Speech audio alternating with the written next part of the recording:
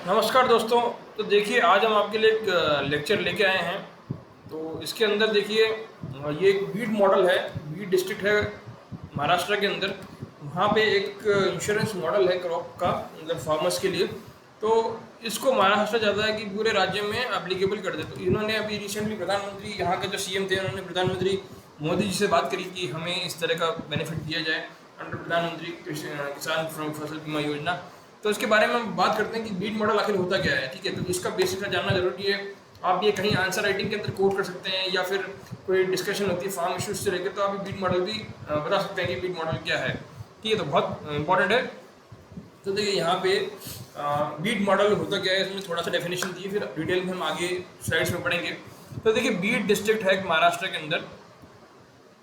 ये देखिए, यहाँ लिखा है बीट डिस्ट्रिक्ट है मराठवाड़ा में, मतलब महाराष्ट्र में। तो यहाँ पे क्या होता है कि फैमिन वगैरह काफ़ी रहते हैं, और ये कम्प्लीटली जो है रेन से मतलब रेन के ऊपर डिपेंडेंट है पूरा, यहाँ पे जो मानसून के ऊपर। तो मानसून यहाँ पे जनरली मराठवाड़ा जो एरिया है, यहाँ पे फ्रीक्वेंट फैमिन्स आते रहते हैं, मतलब जो सूखा है वो पड़ता रहता है। और जो है आप अक्सर यहाँ पे जो फार्मर्स हैं वो सुसाइड केस जो होते हैं यहाँ से सुनते होंगे, क्योंकि उनके ऊपर लोन का जो कर्ज है वो इतना ज़्यादा है कि वो चुका नहीं सकते, तो इसलिए वो जो है सुसाइड कर लेते हैं। क्योंकि they are not taking loans from state, and they are not taking loans from banks, they are taking loan from money lenders and all. So they are taking high rates from them, so that is why they like go for suicide, you no.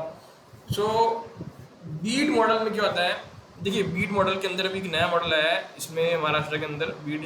यहाँ पे क्या हो रहा है, जो insurance company है ये जो है रीइंबर्स करती है portion of premium collected back to the state. जैसे अगर सपोज करो 100 करोड़ रुपए इन्होंने कलेक्ट किए, सपोज करो बीट मॉडल के अंदर इनको 100 करोड़ मिले, लेकिन इन्होंने क्लेम सिर्फ 20% यानी कि 20 करोड़ के ही दिए या 40 करोड़ के दिए, तो बच्चे को 60 करोड़ होंगे। तो 60 करोड़ में से कुछ जो पोर्शन है वो ये रख लेंगे, बाकी का जो पोर्शन है वो स्टेट गवर्नमेंट के फंड्स में चले जाएगा या गवर्नमेंट के फंड में चले जाएगा।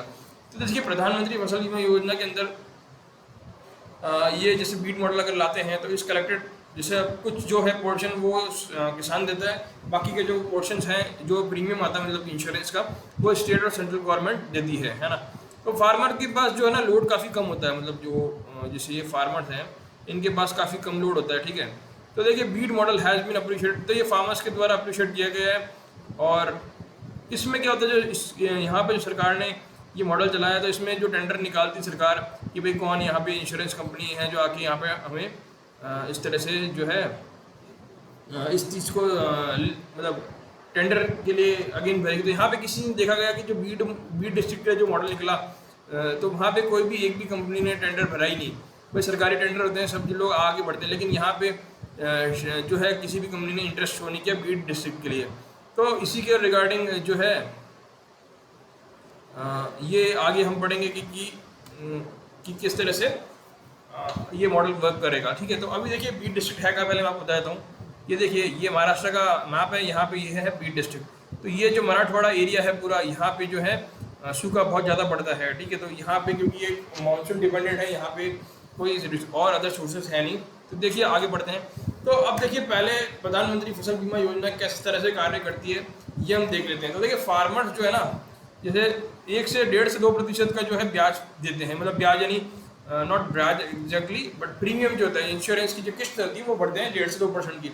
बाकी जो खर्चा होता है जितना भी, वो स्टेट या सेंट्रल गवर्नमेंट बियर करती है। ठीक है, तो जैसे फार्मर्स ने सपोज करो इंश्योरेंस कराया अपनी क्रॉप का, अगर फसल खराब होती तो जैसे सपोज करो 5 लाख का या 2 लाख का पूरा फसल है, 2 लाख के जो पैसे होंगे वो सरकार मतलब प्रीमियम इंश्योरेंस कंपनी आपको दे देगी, लेकिन उसके लिए आपको थोड़ा प्रीमियम भरना पड़ेगा। तो उसमें जो प्रीमियम आएगा उसका सिर्फ 1.5 से 2% जो प्रीमियम है वो किसान भरता है, बाकी सारा जो है गवर्नमेंट पे करती है, जो वो भी सेंट्रल स्टेट गवर्नमेंट जो भी देती है वो सब अलग मैटर है। ठीक है, अभी यहाँ पे क्या हो रहा है कि हम लोगों को समझना है कि फसल बीमा योजना क्या है, और उसके बाद हमें समझना है कि बीट मॉडल में क्या अंतर है। ठीक है, तो यहाँ पे क्या हो रहा है, जैसे आप देखिए 1300 का प्रीमियम भर रहे हैं, जैसे एक एग्जांपल दिया है यहाँ पे कि अगर आप 1300 का प्रीमियम भर रहे हैं और 1300 के प्रीमियम के भरने के बाद आप 45 रुपये तक के वो पा रहे हैं। ठीक है, तो इसके पहले क्या था कि 2020 के पहले ये स्कीम जो थी ऑप्शनल थी, जिनके पास लोन पेंडिंग नहीं थे और जिनके पास लोन थे, जिन्होंने लोन ले रखे थे ऑलरेडी, उनके लिए मैंडेटरी थी। लेकिन 2020 के बाद जो है ये स्कीम जो है सबके लिए ऑप्शनल बना दी है।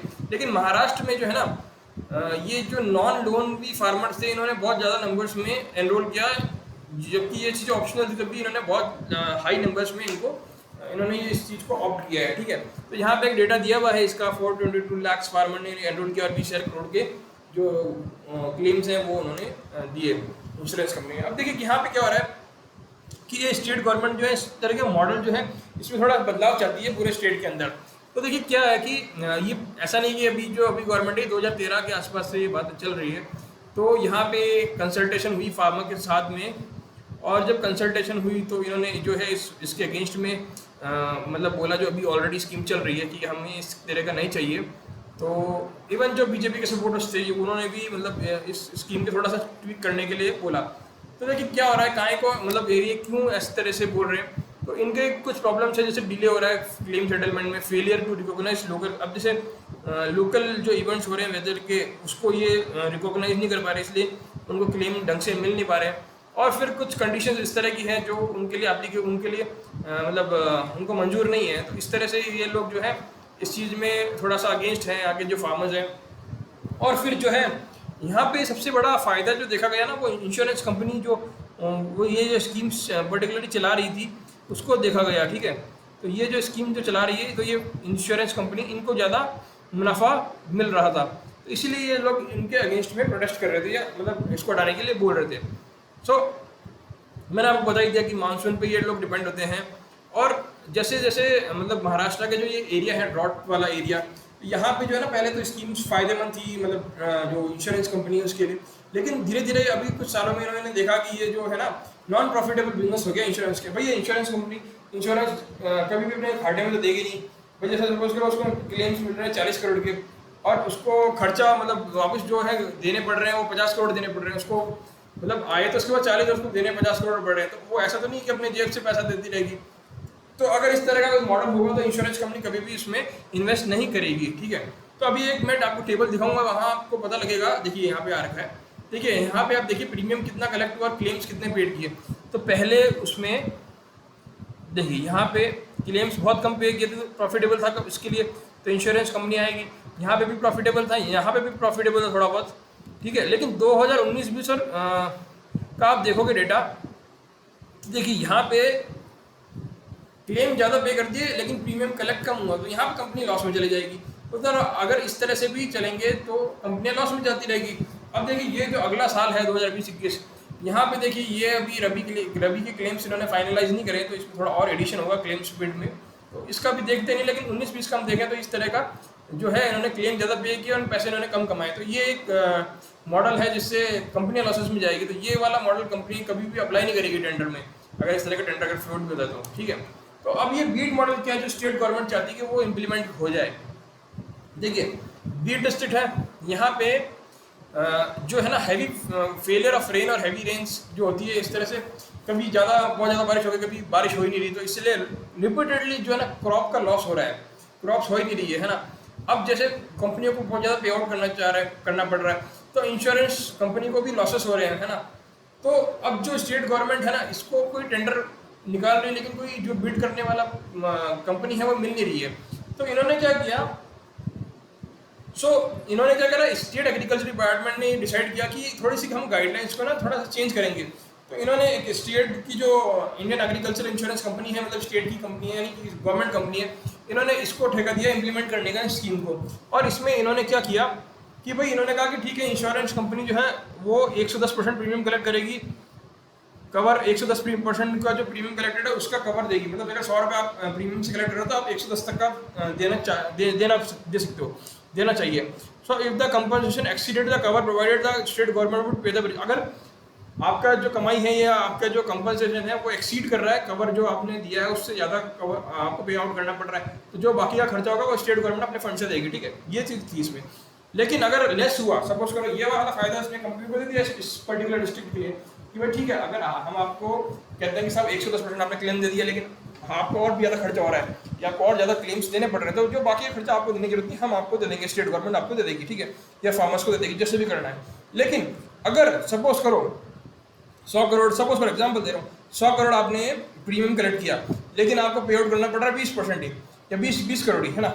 तो बाकी का खर्चे, बाकी का जो एक्स्ट्रा होगा उसका भी तो फिर आपको सरकार को देना चाहिए, क्योंकि सरकार आपकी हेल्प करी तो आपको भी सरकार की हेल्प करनी चाहिए। तो इन्होंने एक मॉडल बनाया कि जो इंश्योरेंस कंपनी है उसका हम 20% का जो है हैंडलिंग चार्जेस देंगे जो इस तरह का लोन है, और बाकी का जो है जैसे उसका 20 करोड़ उन्होंने क्लेम पे कर दिया है ना 100 करोड़ में से, अब बचा 80 करोड़। 80 करोड़ में से जो है जो मतलब टोटल में से जो है 20% यानी 20 करोड़ रुपए सरकार जो सॉरी कंपनी जो है वो रख लेगी, बाकी जो पे आउट होगा, बाकी के जो एक्स्ट्रा बचेगा वो सरकार के पास चले जाएगा, सरकार के फंड में चले जाएगा। तो इसमें देखिए यहाँ पे दिखाया है, देखिए खरीफ सीजन का पिछले साल का 803 करोड़ रुपए इन्होंने प्रीमियम कलेक्शन किया, ठीक है। अब इसमें जो है ना खरीफ के जो क्लेम हुआ वो सिर्फ 8 करोड़ का क्लेम हुआ। सपोज करो मतलब अज्यूम करिए आप 800 करोड़ रुपए कंपनी कलेक्ट कर रही है, लेकिन सिर्फ क्लेम कितने का दिया 8 करोड़ रुपए का, क्योंकि पिछले साल जो है फसल अगर अच्छी हो गई। लेकिन जो इंश्योरेंस कंपनी है इस मॉडल के अंतर्गत 6,341 करोड़ ऑफ प्रीमियम जो है डिडक्ट उन्होंने स्टेट को कर दिया, और 160 करोड़ जो है इसको बच गया, ठीक है। तो इस तरह का मॉडल है, मतलब मैंने आपको इजी टर्म्स में समझा दिया, आप इतने डिटेल्स में जाइए। 100 करोड़ 80 करोड़ 20 करोड़ ये याद रखो बस, है ना। अगर 100 करोड़ है तो 20 करोड़ सपोज करो पे आउट कर दिया, तो 20% उसमें से और कंपनी काट लेगी, बाकी का जो पैसा बचेगा वो सारा सरकार के पास चले जाएगा, ठीक है। तो देखिए नॉर्मल सीजन जब होगा ना तो फार्मर तो बहुत कम लॉसेस में रहते हैं। जनरली फार्मर्स जो जब ऐसा कोई क्लाइमेटी रहती है नेचुरल, या कोई फैमिन आ गया या कोई ड्रॉट हो गया या कोई मतलब फ्लड्स आ गए, तो उस तरह से उस केस को छोड़ दिया जाए तो नॉर्मली जो है स्टेट गवर्नमेंट को जनरली जो है पैसा मिल जाएगा, जो भी वो प्रीमियम लोगों से लेगी, है ना कंपनी। तो उसमें से 20% जो है बेनिफिट जो होगा वो 20% कंपनी रखेगी, बाकी का 80% सरकार को हो जाएगा। तो इस तरह से सरकार को जो है ना जो है मतलब सरकार के पास रेवेन्यू इकट्ठा हो जाएगा, और जब फाइनेंशियल लाइबिलिटी जब उसको बियर करनी पड़ेगी लॉसेस के टाइम में, तो वो उसका एक्सट्रीम वेदर के टाइम में जो उसको काम आ जाएगा। तो ये बीट मॉडल का जो है डिटेल एनालिसिस है। तो अब देखिए ये एक पर्टिकुलर डिस्ट्रिक्ट में लगाया इन्होंने बीट डिस्ट्रिक्ट में, लेकिन अब जो गवर्नमेंट है महाराष्ट्र गवर्नमेंट वो चाहती है कि इसको हम पूरे स्टेट के अंदर लगाएं, क्योंकि जो इन्होंने देखा कि स्टेट के अंदर जो क्लेम्स है ना वो काफ़ी कम है कंपेयर टू जो प्रीमियम हम भर रहे हैं, तो इसमें जो है कंपनी का बहुत ज़्यादा फायदा हो रहा है। तो इसमें इसलिए ये लोग बोल रहे हैं कि हम जो है सरकार रीइंबर्समेंट अमाउंट जो आएगा हमारे पास सरकार के पास, वो क्या करेगा, जो मतलब स्टेट के लिए लोअर अगली साल, जैसे आप सपोज करो इस बार 100 करोड़ मिल गया सरकार को, मतलब जो पे आउट करने के बाद और कंपनी का कमीशन काटने के बाद सरकार को 100 करोड़ मिल गया। अब जो अगले साल सरकार को बजटरी प्रोविजन करना पड़ेगा वो उसमें हेल्प मिलेगी, वो अगले साल ऑटोमेटिकली कम हो जाएगा, ठीक है। तो इस तरह से ये विन विन सिचुएशन हो जाएगी, क्योंकि कंपनीज को भी लॉसेस नहीं होंगे और फार्मर्स को भी अपना प्रीमियम अपना जो क्लेम्स है वो मिल जाएंगे, और सरकार को भी फायदा हो जाएगा। तो चांसेस ऑफ मॉडल बिंग अच्छा ये कह रहे हैं कि अभी इस टाइम ये नहीं होगा, लेकिन ये सरकार ने जो है मोदी जी से रिक्वेस्ट करी कि साहब आप ये जो है ना हमारे को सब कुछ जगह लगा दीजिए। तो ये एक छोटा सा मैंने आपको लेक्चर बनाया था बीट मॉडल को एक्सप्लेन करने के लिए। With this I and this session, thank you.